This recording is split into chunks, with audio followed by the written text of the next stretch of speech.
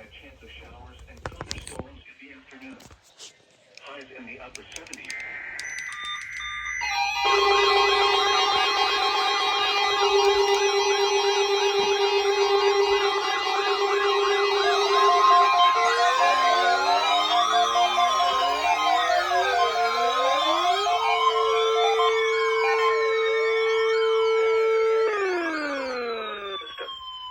During hazardous weather and emergency situations, the alert tones which were just broadcast will automatically activate special receivers to alert you of impending hazards. This test is normally conducted weekly around 11 a.m. If hazardous weather is imminent or occurring, the test may be canceled.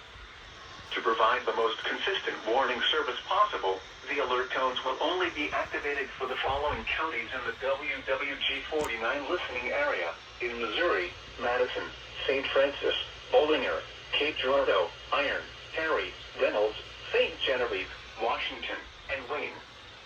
If your receiver was tone activated, the alert function will automatically reset after the test. This concludes our test for this week, and we will now resume normal programming. Thank you.